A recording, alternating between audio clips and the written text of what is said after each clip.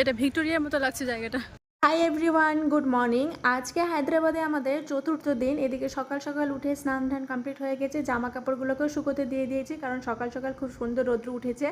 ওইদিকে সবাই ঘুম থেকে উঠেও পড়েছে, উঠে সব নিজের নিজের ফোন ঘাটছে। আর মিবুকে দেখতে পেলেও কান্নাকাটি স্টার্ট করে দিয়েছে কারণ ঘুম থেকে উঠেই ওর প্রচণ্ড খিদে লেগে গেছে, যেহেতু গত রাত্রেবেলা না খেয়ে ঘুমিয়েছিল সেই জন্য। তাই ওকে দেখো, আমি এখন ওর ফর্মুলা মিল্ক যেটা ওই খায় সেটা ওকে এখন আমি বানিয়ে দিব। তাই গ্লাসটা আগে সুন্দর করে ধুয়ে নিয়ে আসলাম, এবার ওকে আমি বানিয়ে দিব। আজকে আমাদের প্ল্যানিং আছে যে আজকে আমরা হায়দ্রাবাদের চারমিনার দেখতে যাব। গতবার যখন হাজব্যান্ড এসেছিল তখন আমার ভাই আর হাজব্যান্ড দেখে গেছিলো, শুধু চারমিনার না হায়দ্রাবাদ পুরো সিটি ওরা ঘুরে গেছে, এমন কোনো জায়গা ওদের বাকি নেই দেখার। তো আমি যেহেতু মেনলি দেখিনি চারমিনার, সেই জন্য আমার জন্য আজকে যাওয়া। তবে আজকে আমরা একাই যাব না, তোমাদের ফার্স্ট যেদিন আমি ব্লগে বলেছিলাম যে আমরা যাদের সাথে স্টেশন থেকে দেখা হয়েছিল সেই দাদারা, ওরাও আজকে আমাদের সাথে যাবে। তো সেই দাদার বাড়ি আমার বাবা বাড়ির সাইডে, ওই রায়গঞ্জে ওদের বাড়ি। তো ওরাও আজকে আমাদের সাথে চারমিনার দেখতে যাবে। ওরাও যেহেতু দেখিনি হায়দ্রাবাদে, ওদেরও ফার্স্ট টাইম, তাই ওরা আর আমরা দুজনে মিলে যাব। তো এদিকে দেখো, আগের রাতে আমরা পেঁপে আর কিছু ফ্রুটস নিয়ে এসেছিলাম। তো ভাবছি যে পেঁপেটাকে কেটে নিয়ে অর্ধেকটা খাবো আর অর্ধেকটা আমি মিভুর জন্য প্যাকেট করে নিয়ে যাব একটা কন্টেনারে করে, কারণ মিভুর মাঝে মধ্যে প্রচণ্ড খিদে পেয়ে যাচ্ছে আর সব জায়গাতে কিন্তু খাবার দাবার অ্যাভেলেবেল পাওয়া যায় না। আর হায়দ্রাবাদ ব্যাঙ্গালোরের খাবার তো তোমরা বুঝতেই পারছো, সেই সাম্বার ইডলি। তো মিভুর একটু খাওয়া দাওয়ার খুব প্রবলেম হয়ে গেছিলো, সেই জন্য আমি ভেবেছি যে পেঁপেটাকে কেটে নিয়ে কন্টেনারে ভরে নিয়ে যাব। তো সেই জন্য দেখো পেঁপে কাটতে বসে পড়েছি মা বেটা মিলে।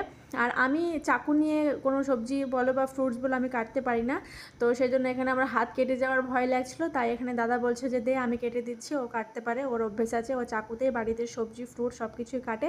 তো ওই জন্য বসে পড়েছে দেখো মামু ভাগনা মিলে। আর ওদিকে ট্রলিটা প্লিজ তোমরা ইগনোর করো, কারণ ট্রলিতে মানে গুছানো থাকছে না, কখন কোন জামা কাপড় বের করছি, কোনটা পরছি, কোনটা আবার ভেতরে ঢুকাচ্ছি। তো সেজন্য ট্রলিটাকে আবল তাবল করে রেখে দিয়েছি। এদিকে দেখো বাবাটা স্নান করতে ঢুকেছিল, স্নান টানও হয়ে গেছে, সবাই আমরা রেডি হয়ে বসে আছি। আর মিবু দেখো সাডেনলি ঘুমিয়ে পড়েছে, কারণ যখন কোনো জায়গায় আমরা ঘুরতে যাব তখনই কিন্তু মিবু ঘুমিয়ে যায়। তো এখানে সবাই আমরা রেডি হয়ে বসে আছি, ওয়েট করছি। তো মিস্টার শেখ বললো যতক্ষণ ও ঘুমিয়ে থাকে তুমি গিয়ে তোমার লাঞ্চটা সেরে আসো। তো আমি চলে গেছিলাম, যেহেতু দিনটি ছিল সানডে সেই জন্য আমি এখানে একটা কাতলা মাছ নিয়ে নিয়েছিলাম।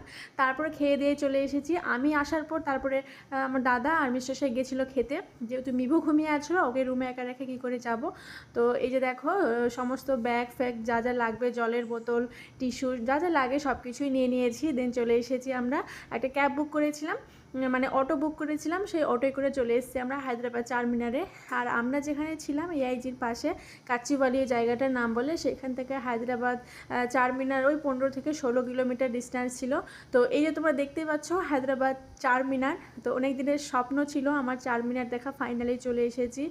আর চারমিনারের সামনে বিশ্বাস করো মেয়েদের এত জিনিস মানে লিটারালি চোখ ধাঁধিয়ে যাচ্ছিলো কোনটা নিব কোনটা ছাড়বো, কিন্তু আনফর্চুনেটলি আমি কোনো কিছুই নিতে পারিনি, কারণ মিস্টার শেখ গেছিলো আর আমার দাদা দুজনে মিলে ওরা গেছিলো বিরিয়ানি আনতে। আর আমি আর ওই যে দাদার কথা বললাম, আমরা ওই দাদার সাথে আমি গেছিলাম চারমিনারের ভেতরে এন্ট্রি করতে। আর এখানে খুব ফেমাস একটা বিরিয়ানির দোকান ছিল, সেখানে নাকি 1000-2000 লাইনে দাঁড়িয়ে বিরিয়ানি নিতে হয়। তো আমার হাজব্যান্ড বলছে যেহেতু আমি চারমিনার দেখে নিয়েছি তাই আমার চারমিনার দেখার কোনো ইচ্ছে নেই, আমি সেই ফেমাস বিরিয়ানিটাই খাবো, তো তুমি গিয়ে চারমিনার দেখে আসো। তো সেই মধ্যে দেখো দাদা আর হাজব্যান্ড দুজনে মিলে চলে গেছে বিরিয়ানি আনতে, আর আমি মিভু আর ওই দাদাদের সাথে আমি এবার চারমিনারের ভেতরে এন্ট্রি করছি। এন্ট্রি ফি ছিল 25 টাকা, আর স্যাটারডে সানডে একটু বেশি চার্জটা নিয়ে নেয়। তো ভিতরে যখন এন্ট্রি করছি সিঁড়িগুলো তোমরা দেখে বুঝতেই পারছো, মানে একজন মানুষের বেশি উঠতে পারবে না, মানে যেদিকে আমরা এন্ট্রি নিব সেই রাস্তাটা আলাদা, যেদিকে এক্সিট নিব সেই রাস্তাটা আলাদা। আর সিঁড়িগুলো দেখে তোমরা বুঝতেই পারছো সিঁড়িগুলো এত ছোট ছোট, একটা মানুষই এন্ট্রি মানে উঠতে পারবে, একটা ছেড়ে দুটো মানুষ একসাথে ওঠা যাবে না। আগের দিনে যে সমস্ত সুড়ঙ্গ ছিল বা গুহা ছিল যে রাস্তা দিয়ে উঠে সেই টাইপের। তো এই যে হায়দ্রাবাদের মানে চারমিনারে উঠে পড়েছি, ও এটা হচ্ছে সেকেন্ড ফ্লোর দোতলাতে। আর উপরটা দেখতে অনেকটা এইরকম আর উপর থেকে নিচটা দেখতে অনেকটা এরকম, কোনো কিছুই না, শুধু একটা মসজিদের মতো আছে, চারদিকে 4টা মিনার আছে, পিলার আছে বড় বড়। আর চারমিনারের সামনে এই হচ্ছে একটা বড় সুপার মার্কেট, যাতে মানে যেটাতে সমস্ত মেয়েদের জিনিস অ্যাক্সেসরিজ যা লাগে সমস্ত কিছু, মানে লোভনীয় জিনিস এখানে সব সেল হচ্ছে। আর হায়দ্রাবাদের চারমিনার তোমরা তো জানো, চারমিনারে বিখ্যাত হচ্ছে চারমিনারি কঙ্গন। তো আমি সেটাও নিতে পারিনি, কারণ মিভুকে আমি নিয়েছিলাম আর ওদিকে আমার হাজব্যান্ড বিরিয়ানি আনতে গিয়েও পুরোপুরি ফেসে গেছিলো। তো ওকে ছাড়াই আমি এই চারমিনার আর আরেকটা জায়গা তোমাদের কিছুক্ষণ পরে দেখাচ্ছি, সেই জায়গাটা ওকে ছাড়াই আমি ঘুরে নিয়েছি। দুটো জায়গা ঘোরার পর তারপর ওদের সাথে আমাদের দেখা হয়েছিল। তো এখানে দেখতেই পাচ্ছ একদিকে আমরা এন্ট্রি নিলাম আর একদিক থেকে আমরা এবার বেরিয়ে পড়লাম। আর উঠতে যতটা কষ্ট হয়েছিল না, তার থেকে ডবল কষ্ট হচ্ছে নামতে। আর মিভুকে নিয়ে বিশেষ করে এই ছোট ছোট সিঁড়ি দেখে মিভু ভীষণ ভয় পেয়ে যাচ্ছিলো, একটা আতঙ্ক হয়ে যাচ্ছিলো। আর সিঁড়ির ভিতরটা ভীষণ অন্ধকার ছিল, তো লাইট দিয়ে দিয়েছিল জায়গায় জায়গায়, ওই জন্য এর সমস্যাটা হচ্ছিল না। তো দেখতেই পাচ্ছ তোমরা, যতটা পেরেছি শুধু ভিডিও করেছি আমি, কিন্তু উঠা নামাতে খুব সমস্যা হচ্ছিলো, তাই অত প্রপার ভিডিওটা আমি করতে পারিনি। তো এটা হচ্ছে চারমিনারের বাইরে, তো সেরকম কিছু দেখার নেই, শুধু এই জাস্ট বলে সব হায়দ্রাবাদ চারমিনার কী এমন আছে, তো তেমন কিছুই নেই। চারমিনার চারটা শুধু পিলার, ব্যাস এইটুকুই। আর এখানে মিভু কিছুক্ষণের জন্য একটু হারিয়েও গেছিলো, কারণ ও আমার হাত ছেড়ে দিয়েছে, আইসক্রিমের দোকান থেকে দাঁড়িয়ে পড়েছিল আর আমি ওর হাত ছেড়ে দিয়েছি, তারপর ওকে খুঁজে পাচ্ছিলাম না। তো 2 মিনিটের জন্য হারিয়েও গেছিলো। তারপর এই যে গলিটা দেখতে পেলে, এই গলিতে চারমিনারি কঙ্গন বিক্রি হচ্ছিলো, আমি সেখানেও এন্ট্রি নিতে পারিনি। তো এখানে চলে এসেছি একটা জায়গাতে, এই জায়গাটার নাম আমি এখন ভুলে গেছি, কি এটা জানি না আমি। এটা একটা পুরনো রাজা বাদশাদের একটা মহল ছিল। তো এখানে সমস্ত পুরনো ড্রেস পরে ফটো তোলা হচ্ছিল। তো আমি এখানে ফটো তুলিনি। তো বাইরেটা দেখতে অনেকটা এরকম, আর এটা দেখতে না মুর্শিদাবাদে যে হাজারদুয়ারি আছে সেই টাইপের দেখতে। তো পুরনো সব স্মৃতি এখানে একটু ঘুরে ঘুরে আমরা দেখছিলাম। চারমিনার থেকে এটা হয় 2 থেকে 3 কিলোমিটার ডিস্টেন্সে এটা আছে। তো মিবু তো বিশাল বড় জায়গা, ফাঁকা এরিয়া পেয়ে ভীষণ খুশি, দৌড়ে দৌড়ে দেখছিল নিজের মতো করে। আর এদিকে ভিতরে কিন্তু কোনো ক্যামেরা এলাও ছিল না, আমি একটু একটু করে লুকিয়ে ভিডিওটা করেছি। আর বাইরে দেখো কত সুন্দর, এখানে না ব্রাইডাল যে সমস্ত ফটোশ্যুট হয় সেগুলো কিন্তু ভীষণ ভালো হবে। আর এই কারুকার্যগুলো আমার ভীষণ পছন্দ হয়েছে, যে ডিজাইনগুলো করেছে নিখুঁতভাবে ডিজাইন। আর ডিজাইনের থেকেও কিন্তু বড় কথা যে এই বিল্ডিংটা তৈরি করেছে যে মার্বেলগুলো, সেই মার্বেলগুলো কিন্তু পিওর অরিজিনাল মার্বেল ছিল, তাই ভেতরটা কিন্তু এসির মতো ঠান্ডা হয়েছিল। আর এই যে বোর্ডগুলো পড়লেই তোমরা বুঝতে পারবে এটা কোন রাজার ছিল। তো রাজার দরবার ছবিগুলো ওরা সুন্দর করে সাজিয়ে রেখে দিয়েছে, ওরা তো রাখেনি, এখনকার সরকার রেখেছে। আর যে সমস্ত আগের রাজাগুলো যে যুদ্ধ করতো, তোপ বলো তরোয়াল বলো, সেই সমস্ত জিনিসগুলোকে ওরা শৌখিন করে সাজিয়ে রেখেছে। মানে হাজারদুয়ারি তোমরা যারা যারা দেখেছো সেম হাজারদুয়ারির মতোই এটা দেখতে। তো ভেতরে কিন্তু জুতো পরে এলাও ছিল না, সবাই বাইরে জুতো খুলে আমরা ভেতরে এন্ট্রি করছিলাম। প্রচুর মেনটেনেন্সের মধ্যে রেখেছে সব কিছু। আর এখানে বড় বড় কোরআন শরীফগুলোকেও, যেগুলো রাজা রানীরা পড়তো, সেগুলো সুন্দর করে সাজিয়ে রেখেছে। আর থালা বাসনগুলোকে দেখতে পাচ্ছ, সেগুলো পুরো অ্যারাবিক দিয়ে লেখা আছে। তো এই যে স্পষ্ট কত সুন্দর পড়াগুলো দেখেই বুঝতে পারছো। আর এই যে তরোয়ালগুলো, যেগুলোর কথা তোমাদের একটু আগেই বলছিলাম, এই তরোয়ালগুলো দেখো সুন্দর করে সাজিয়ে রেখে দিয়েছে। তো এগুলো হচ্ছে ব্রিটিশদের বলো, তারপরে আগের রাজা বা রানী এদের। আর এখানে একটা ব্রিটিশের ছবি ছিল, মানে স্ট্যাচু ছিল, একটা না বেশ কটাই ছিল। আর এরপরে তোমরা এই সমস্ত রাজা রানীদের যে জুয়েলারিগুলো ছিল, মানে যেই টাইপের ওরা জুয়েলারি বিক্রি করে, সে মানে পরেছিল সেই টাইপের জুয়েলারিগুলো এখানে বিক্রিও হচ্ছিল। তো ভীষণ কস্টলি ছিল, তাই আমি আর মানে যাইনি ওইদিকে। তো এবার মহল থেকে বেরিয়ে পড়েছি। আর এগেইন তোমাদের বাইরে থেকে আরেকবার দেখিয়ে দিয়েছি জায়গাটা, তোমরা দেখো ভীষণ সুন্দর। আগেও তোমাদের বললাম যে এখানে ব্রাইডাল শ্যুট ভীষণ সুন্দর হবে। আর এই জায়গাটা দেখো অনেকটা দেখতে কলকাতা ভিক্টোরিয়াল মেমোরিয়াল মতো লাগছে দেখতে। তো এবার এখান থেকে আমরা বেরিয়ে পড়েছি, এবার যাব আমরা আনা সাগরে। আমরা সারাদিনে 3 জায়গায় প্ল্যানিং করেছিলাম, চারমিনার আর যে রাজার বাড়ি দেখালাম সেখানে, আর আনা সাগর। তো 3টে জায়গায় আমরা সার্থকভাবে ঘুরতে পেরেছি। তো ভেতরে এন্ট্রি নেওয়ার আগে কিছু ফ্রুটস নিয়ে নিলাম, কারণ মিভুর একটু খিদেও পেয়ে গেছিলো। তো এই হচ্ছে আনা সাগরের বাইরের মেন এন্ট্রান্সের গেট। এখানে আমরা ঢুকবো। আর মিভুকে 2 জায়গাতে আমি হ্যান্ডেল করেছি, ভীষণ বিরক্ত করেছে, কোল থেকে একদমই নাম ছিল না। তো এবার ওকে ওর মামার কাছে দিয়ে দিয়েছি। আর ওর ড্রেসটাও চেঞ্জ করেছি, কারণ যেই ড্রেসটা পরেছিল সেটাতে খাবার খেয়েছে আর ড্রেসটা নোংরাও হয়ে গেছিলো, তাই ড্রেসটা পাল্টে দিলাম। এবার আমরা আনা সাগরে এন্ট্রি নিচ্ছি। এখানে সিকিউরিটি গার্ড ছিল, চেকিং চলছিল। তো ফোন এখানে ক্যামেরা এলাও ছিল না, ফোনটাকে অফ করেছিলাম। আর এ হচ্ছে আনা সাগরের মেন এন্ট্রান্স।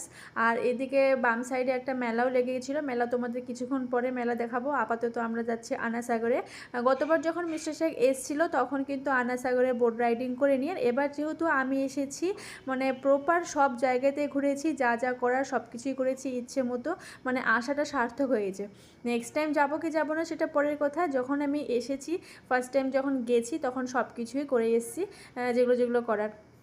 তো যাই হোক, এখানে একটা ঝর্ণার মতো ছিল যেটাতে দেখে মিবু ভীষণ আনন্দ পাচ্ছিল।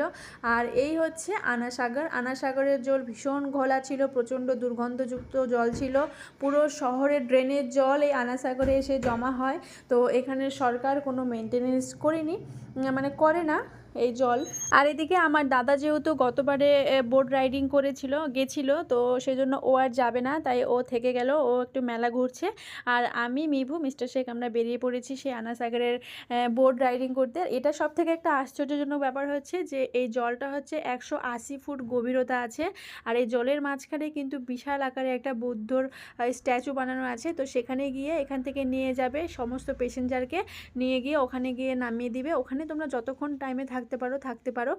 তারপর সেখান থেকে কিন্তু কন্টিনিউ বোট যাওয়া আসা করতেই আছে। তো তোমরা যে কোনো একটা বোটে চলে আসতে পারো। তো এখানে টিকিট ভাগ আছে। এই সমস্ত প্যাসেঞ্জারের সাথে তুমি যদি যাও তাহলে হচ্ছে 100 টাকা, আর যদি তুমি পার্সোনাল যদি একজন যাও তাহলে সেখানে 150 বা 200 টাকা। তো আমরা গেছিলাম সবার সাথে। তো এখানে দেখো এবার আমরা সবাই নামছি। আর বুদ্ধর স্ট্যাচু তোমরা দেখতেই পেলে। তো সেখানে তেমন কিছু নেই, একটা বুদ্ধর বড় একটা স্ট্যাচু বানানো আছে। আর আশেপাশেটা একটা সুইমিং পুলের মতো জল দেওয়া আছে, কিছুক্ষণ পরই তোমরা দেখতে পাবে। আর ওই যে সাদা বিল্ডিংটা দেখতে পাচ্ছ, ওই বিল্ডিংটা এখানকার কোনো একটা নেতা বা মন্ত্রীর একটা বিল্ডিং। তো এই যে আমরা বোট থেকে নেমে পড়েছি। আর মিবু এখানে বারবার জিজ্ঞাসা করছিল যে জল কেন নাই, জল কোথায় গেল। তো আমরা যখন গেছিলাম তখন জলটা কিন্তু শুকিয়ে গেছিলো, তখন পুরো শুকনা ছিল। জল যে কখন কোন টাইমে দিয়ে আমরা জানি না, কিন্তু আমরা যখন গেছিলাম তখন জল ছিল না। ওদের মুখেই শুনেছি এখানে নাকি জল থাকে আশেপাশে। তো এই যে বুদ্ধর স্ট্যাচু, তো কিছুক্ষণ আমরা এখানে থেকে ঘোরাফেরা করার পরে এবার আমরা বেরিয়ে পড়ছি বোটে। তুমি টিকিট যাওয়ার সময় কিন্তু যে কোনো বোর্ডে আসতে পারো, আসার সময়ও কিন্তু যে কোনো বোর্ডে আসতে পারো। বোট কন্টিনিউ যাওয়া আসা করতেই আছে। তো এই যে বেরিয়ে পড়েছি আমরা, এবার যাব বাড়ির উদ্দেশ্যে, মানে রুমের উদ্দেশ্যে। সারাদিনে আজকে 3 জায়গায় ঘুরেছি, শরীর প্রচণ্ড টায়ার্ড হয়ে গেছে, আর শরীর নিতে পারছে না। কিন্তু মিভুর দেখতেই পাচ্ছ ওর প্রচুর এনার্জেটিক, এখনও এনার্জি আছে, এখনও 2 জায়গায় ঘুরতে পারবে আরামসে। দেন এবার দেখো সবাই মিলে আমরা বোর্ডে বসে পড়েছি। আর এই বোর্ড যতক্ষণ পর্যন্ত ফুল না হবে ততক্ষণ পর্যন্ত ছাড়বে না, তুমি বসেই থাকো। এটা একটা মানে খারাপ লাগছিল। তো এই যে আমরা এবার বসে পড়েছি, আর আমরা একদম সামনে বসেছি। আসার সময় আমরা একদম লাস্টে বসেছিলাম, কিন্তু যাওয়ার সময় আমরা সামনে সিটটাই পেয়েছি, তাই সামনে বসে পড়েছিলাম। তো এবার আমরা যাচ্ছি মেলাতে। আর মেলাতে তেমন কিছু না, সে বাচ্চাদেরই সমস্ত খেলনা খেলার এই সমস্ত কিছু আছে। আর এই যে জিনিসটা দেখতে পাচ্ছ, এটা কিন্তু আমি ফার্স্ট টাইম মেলাতে দেখছি। আমি দেখেছি টিভিতেই দেখেছি, কিন্তু সামনাসামনি কোনোদিনও দেখিনি। তো এটা এবার ফার্স্ট টাইম দেখছি, দেখে ভীষণ মজা লাগছিল। তো আমি মিস্টার শেখকেও বলছিলাম যে তোমরা একবার ট্রাই করো গিয়ে, কিন্তু ওরা টাইট প্যান্ট পরে গেছিলো, জিন্স প্যান্ট, তো ফ্লেক্সিবল ছিল না, সেজন্য ট্রাই করিনি। নাহলে ওদেরও খুব ট্রাই করার খুব শখ ছিল। তো এটাতে যদি কেউ ভাগ আছে, যদি এতটা টাইম একটু থাকতে পারে তাহলে কিন্তু এটাতে পয়সা আছে। তো দেখছিলাম কিছুক্ষণ আমরা দাঁড়িয়ে দাঁড়িয়ে, মিভুও ভীষণ আনন্দ পাচ্ছিল। তো এবার এখানে আমাদের ঘোরার জার্নিটা এন্ড হলো। এবার আমরা এখান থেকে যাব এবার রুমে, কারণ শরীর প্রচণ্ড টায়ার্ড হয়ে গেছে, সবার শরীর টায়ার্ড হয়ে গেছে। বিশেষ করে মিভুকে সবাই কোলে নিয়েই শরীর আরও বেশি টায়ার্ড হয়ে গেছে, কারণ ও একটু হাঁটছে, তারপরে আবার ওর মামার কোলে, না হলে ওর পাপার কোলে, না হলে আমার কোলে। তো যাই হোক, এবার আমরা যাচ্ছি রুমে। ভিডিওটা কেমন লাগলো কমেন্টে জানিও। দেখা হচ্ছে নেক্সট ভিডিওতে।